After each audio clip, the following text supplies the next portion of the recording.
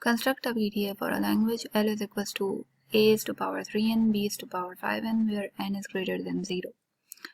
In this language, the strings that would be generated would be like if n is equals to 1, then there would be 3 A's and 5 B's. If n is equals to 2, then there would be 6 A's and 10 B's. Alright, so here I have taken the first string and let's construct a PDA for this string.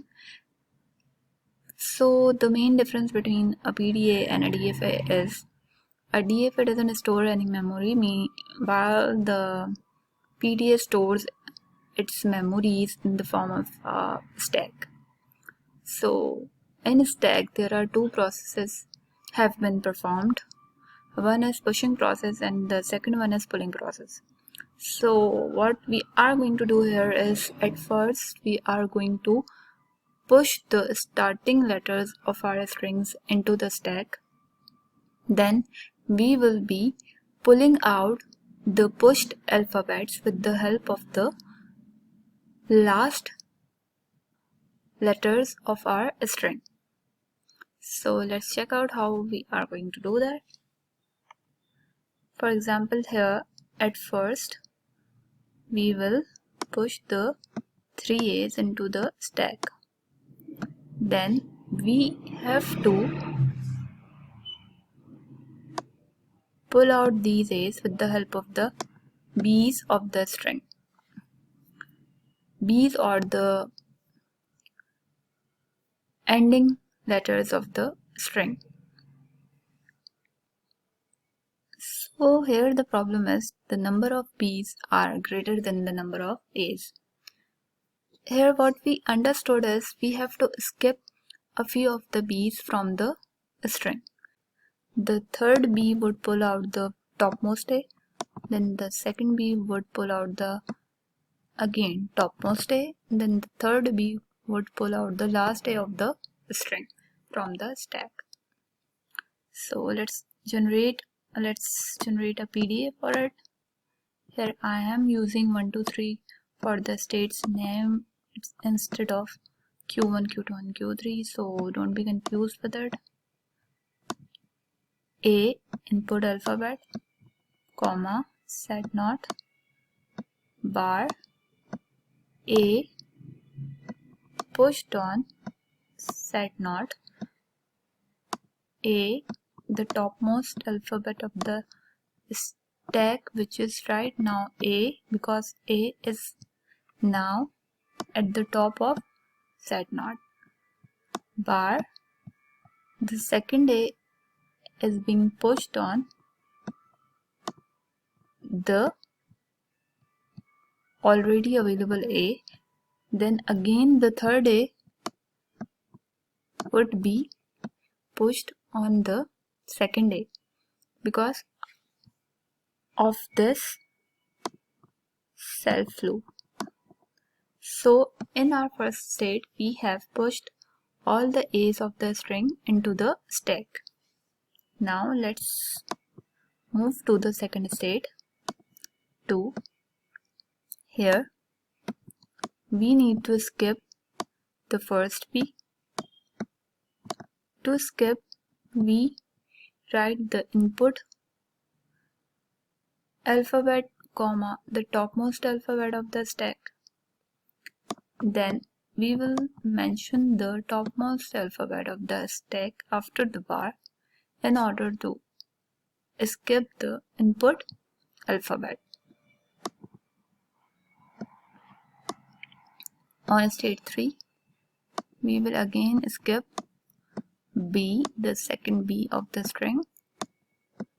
Again, the input alphabet, the topmost alphabet of the stack, and why A is on the top? Because we haven't pulled the A's from the stack yet, so A is on the top of the stack. That's why we are writing B, A. Otherwise, when we started our PDA, we wrote A, Z0, because at that time the initial alphabet of the stack is always Z0 by default.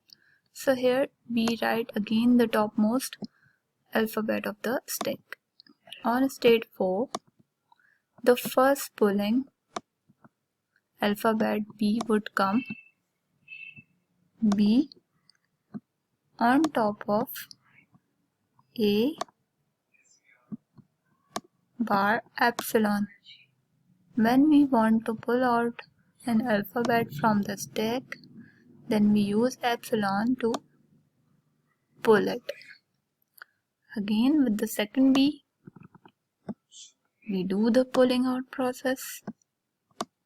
B, comma, the topmost alphabet of the stack, epsilon.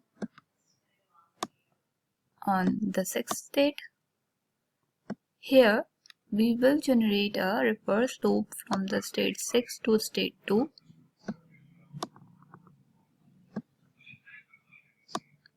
And why we have created this reverse loop? It is because once we increase the number of n, for suppose we keep the number of n as 2, so if 6 A's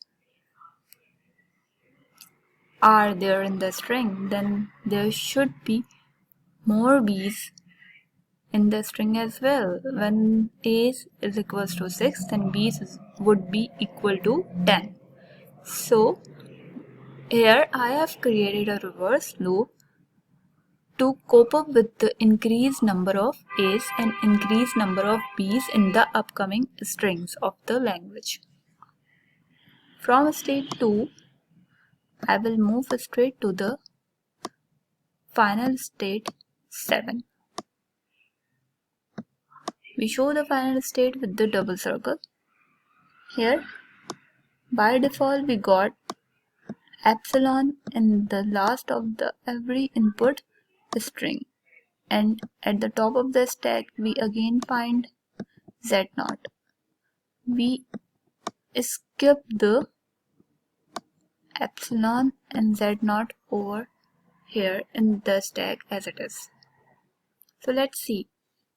When the 6 A's would come, the starting 2 B's would be skipped. Then from the third B, fourth B, fifth B would perform the pull out process. Again the 6th and 7th B would be skipped. 6th and 7th B would be skipped.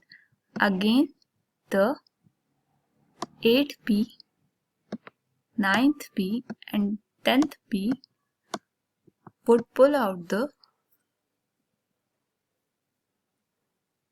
next 3 A's from the string.